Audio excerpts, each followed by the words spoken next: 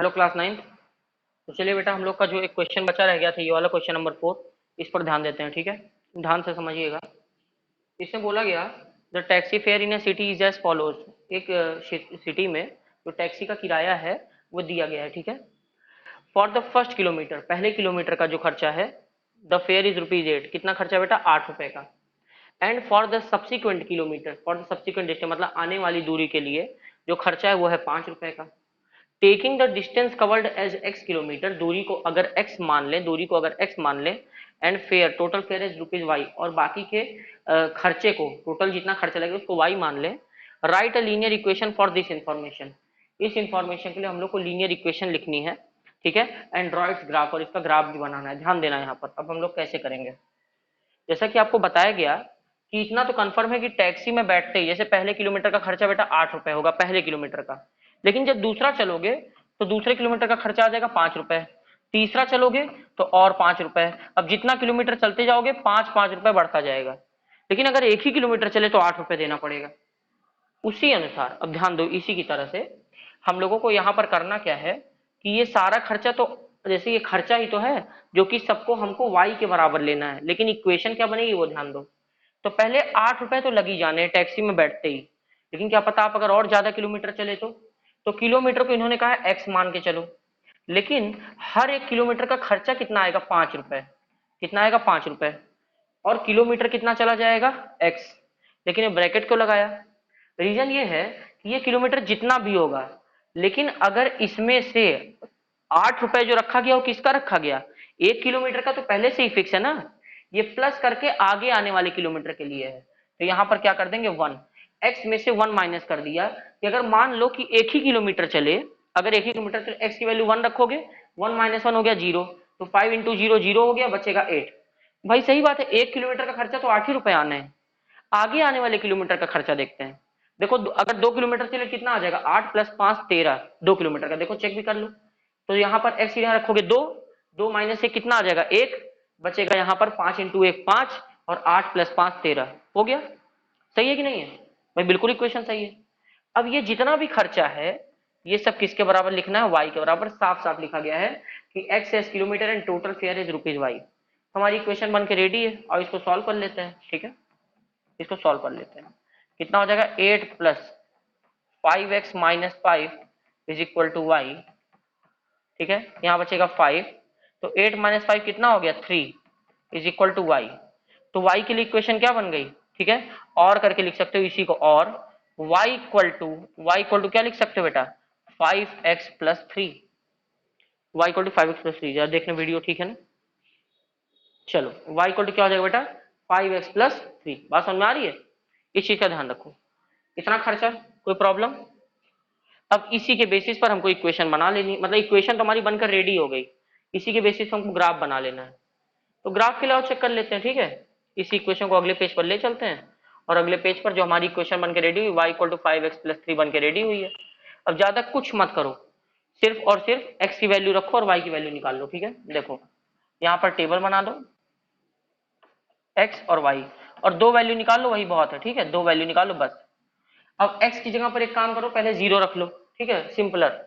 x की जगह पर 0 रख लो, तो ये 0 जब यहाँ पर 0 रखोगे तो 5 इंटू 0 0 हो जाएगा, प्लस बचेगा 3, तो 5 इंटू 0 0, और यहाँ पर क्या बचा? 3। तो x यहाँ पर 0 रखने पर y की वैल्यू कितनी आ जाती है? 3।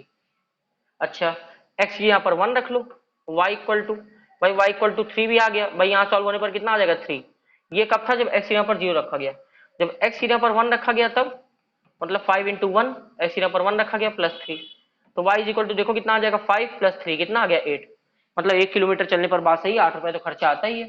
ठीक है, तो 1 किलोमीटर चलने पर x की वैल्यू 1 रखने पर y की वैल्यू कितनी आती है? 8 आती है। बस इतना इक्वेशन बहुत है तुम्हारे। देखो दो कोऑर्डिनेट आ गए, एक आ गया हमारा 0,3, और एक आ गया 1,8। ठीक है, 1,8। और तुमको ज्यादा कुछ नहीं करना, ग्राफ की प्लॉटिंग करनी है। ठीक है, एक्स पर तुमको बहुत ज्यादा देख रहे हो, 3 तक जाना है, तो 1 2 3, 1 2 3 लिख दिए। ठीक है, इधर माइनस की कोई डिजिट है नहीं, ऐसा नहीं, तुमको लिखना पड़ेगा। देखो -1 -2 -3, यहाँ पर हो जाएगा 1 2 3, वाई पर हमें 8 तक जाना है, तो इस चीज का ध्यान रखना पड़ेगा। ठीक है, 4 5 6 7 8, बाकी नीचे जो भी वैल्यूज रहेंगी रहेंगी। ठीक है, बात समझ में आ रही है? देखो अब ये हो जाएगा 0,3, मतलब 0 x पर 0 और y पर 3, ये हो गया। ठीक है, बात समझ में आ रही है? भाई x पर हमें 0 चलना है, x पर चलना है, लेकिन y पर 3 चलना है। पहला x होता है, दूसरा y, मैं पहले वीडियोस में बता चुका हूँ। अगले में देखो x पर 1 चलना, y पर 8, x पर 1 चलना और y पर 8, ये यहाँ कहीं जाकर प्लॉट होगा। और बस उठाओ और स्ट्रेट लाइन को यहाँ पर ज्वाइन कर दो। भाई लीनियर इक्वेशन ही तो है, ये देखो ज्वाइन हो गई कि नहीं हो गई? ये बस यही तुम्हारी इक्वेशन हो गई। इसका साफ साफ नाम लिख देना। इसका नाम क्या हो जाएगा? इस लाइन का नाम यहाँ पे लिख देना। क्या लिखोगे? रुको, अगर कोई पूछे इस लाइन का नाम क्या है, भाई ये देखो इधर भी बढ़ेगी, इधर भी एरो बना दो, और ये इधर भी बढ़ेगी। ठीक है, ऐसे और ऐसे, ऐसे एरो बना दो। ठीक है, और उसके बाद इस लाइन का नाम कोई पूछे तो लिख देना y इक्वल टू 5x+3। ठीक है, बस मैटर खत्म हो गया। तो बस बेटा यही कहानी है, ये इसका तरीका है। इसी तरह से हमको इक्वेशन बनानी है। ठीक है, इसी तरीके से हमको इक्वेशन बनानी है। आगे क्वेश्चन हम लोग देख लेते हैं। ठीक है, क्वेश्चंस और भी सारे थे, बट मैंने एक ही पेज देखा था ना, मैंने 5th तक तो आपको आइडिया दे दिया था। मैंने एक ही पेज देखा था, अगला पेज मैंने देखा नहीं, मुझे लगा कि बस यहीं तक क्वेश्चंस है। बट ठीक है, कोई बात नहीं, आगे भी क्वेश्चंस हैं। और सब के सब इसी तरह आपको इक्वेशन बनानी है। ठीक है, अगर आप लोग देखो क्वेश्चन नंबर 6 को देखोगे, क्वेश्चन नंबर आप लोग 6 को देखोगे, क्या दिया गया है? If the work done by a body and application of a constant force is directly proportional to the distance travelled by the body. अगर किसी बॉडी पर जितना वर्क किया जाता है, वर्क डन किस पर डिपेंड करता है? कांस्टेंट फोर्स पर। और जो कांस्टेंट फोर्स होता है डायरेक्टली प्रोपोर्शनल होता है distance travelled by the body. ठीक है, distance travelled by the body, work is done by a body on application of a constant force is directly proportional to the distance traveled by the body. Express this in the form of an equation in two variables and draw the graph of the same by taking the constant force as 5 units. Also read the graph, the work done when the distance traveled by the body is 2 units and 0 units. तो देखो work done, force और displacement, इसके बीच में एक relation होती है ना, आपको पता है एक फॉर्मूला होता है वर्क डन। नहीं पता तो आज जान लो, वर्क डन कैसे निकालते हो? Work done is equal to क्या होता है जानते हो?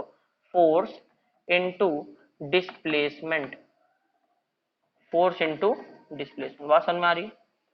ये वर्क डन का फॉर्मूला है, तो इसको हम लोग लिख सकते हैं W is equals to F into W is equals to F into D.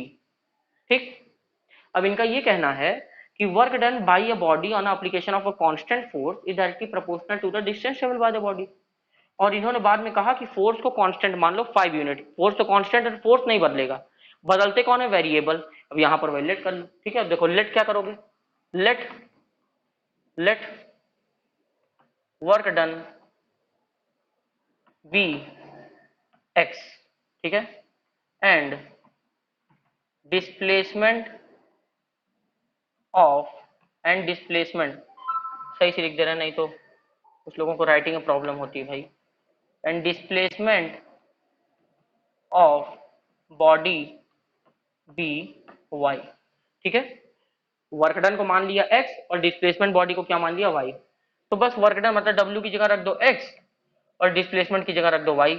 Force को इन्होंने कांस्टेंट माना, फोर्स नहीं बदलेगा, फोर्स फिक्स हो चुका है, वो कितना है? 5 है। तो x इज इक्वल टू 5 ये तुम्हारी इक्वेशन बन के रेडी हो गई, इक्वेशन नंबर फर्स्ट। बिल्कुल सिंपल है ना भाई? इन्होंने यही तो बोला कि वर्क डन जो होता है बॉडी पर, अगर कांस्टेंट फोर्स लगाया जाए तो वो उसी के अकॉर्डिंग डिस्प्लेस करेगा।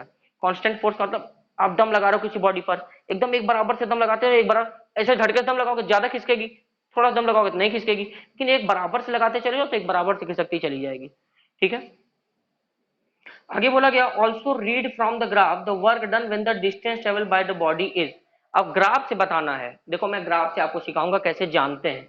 ग्राफ से बताना है कि जब बॉडी के द्वारा वर्क डन किया गया, वर्क डन और it's found work done when the distance travel by the body is 2 unit और 0 यूनिट। हमको तब वर्क डन निकालना है जब बॉडी का डिस्टेंस वो जब 2 यूनिट चल जाती है और 0 यूनिट चल जाती है। 2 यूनिट जब चलेगी और 0 यूनिट चलेगी, दोनों के समय वर्क डन कितना होगा? तो वर्क डन एक्स एक्सिस पर रहेगा और डिस्प्लेसमेंट हमारा वाई एक्सिस पर रहेगा। यही बना लेते हैं ग्राफ को। ठीक है, वर्क डन हमारा किस पर रहेगा? एक्स एक्सिस पर रहेगा। देखो ये हमारा हो जाएगा वाई एक्सिस, ये हो जाएगा हमारा एक्स एक्सिस। ठीक है, बात समझ में आ रही है? और आपको पता है एक्स एक्सिस वर्क डन है। वर्क डन इन्होंने क्या क्या बोला, कितने कितने पे? 0 यूनिट और 2 यूनिट। एकदम सिंपली हम लोग सॉल्व कर लेंगे। ठीक है, ध्यान देते जाओ बस। अभी मैं बताता हूँ आप कैसे करोगे यहाँ पर। ग्राफ से कैसे फाइंड करोगे, देखो यहाँ पे क्या हो जाएगा आपका, ऐसे 1 2 3 4 5 6 7, ठीक है, ये हो गया। उसके बाद यहाँ पर क्या हो जाएगा, देखो 1 2 3 4 5 6 7, इतना तक प्लॉट कर लो, ठीक है। अब इन्होंने बोला कि तब बताइए जब वर्क डन 0 हो। अब यहां से ध्यान दो, हम लोग ने वर्क डन को क्या लेट किया है, x। तो जब वर्क डन 0 होगा तो डिस्प्लेसमेंट कितना होगा, ध्यान देना। तो मान लो जब वर्क डन 0 है, x मतलब 0 है, तो 0 इक्वल टू 5y, तो y इक्वल टू क्या हो जाएगा, 5 इधर है तो 0 के नीचे आ जाएगा, और जब 0 को कोई नंबर डिवाइड करता है तो वो 0 ही होता है। तो जब वर्क डन 0 तो डिस्प्लेसमेंट भी 0, मतलब देख रहे हो जब x को 0 माना तो y भी 0 ही है, मतलब दोनों। और भाई पहले से ही क्वेश्चन ने बोल रखा था, क्वेश्चन ने बोला था कि ये दोनों एक दूसरे के प्रोपोर्शनल हैं, तो जब वर्क डन ही नहीं होगा तो डिस्प्लेसमेंट कहाँ होगा, तो 0,0 एक प्लॉटिंग यहाँ हो गई। अच्छा, अब जरा ध्यान दो, अब बोला जब वर्क डन 2 यूनिट हो, क्वेश्चन में दो वैल्यू पूछी गई ना, एक तो 2 यूनिट एक 0 यूनिट, तो 0 वाला बता दिया मैंने। जब वर्क डन 2 यूनिट हो मतलब x की जगह पर वैल्यू क्या होनी चाहिए, 2, ध्यान देना, x की जगह पर वैल्यू रख लेते हैं 2, तो 2 इज इक्वल टू 5y, तो y इज इक्वल टू कितना हो जाएगा, y इज इक्वल टू हो जाएगा 5/2, सॉरी सॉरी एक मिनट,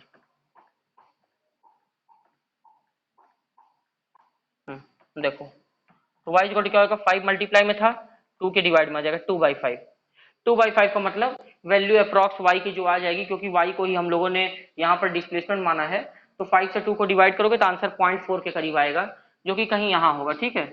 यहाँ आंसर इसका y एक्सिस पर जानी रहो, y की वैल्यू कितनी आ रही है 2/5, तो लगभग यहाँ होगा, और 2 मतलब ये यहाँ कहीं पर, बात समझ, ये यहाँ जो मैंने पॉइंट बनाया यहाँ पर, बस।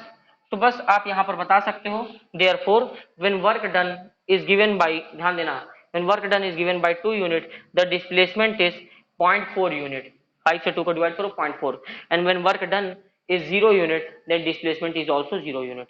बात समझ में आ रही है, बहुत सिंपल सी चीज है बेटा, अगर ना समझ में आए तो फिर से पूछ सकते हो, फिर से वीडियो में बताया जाएगा, ऐसी कोई समस्या नहीं है, ठीक है।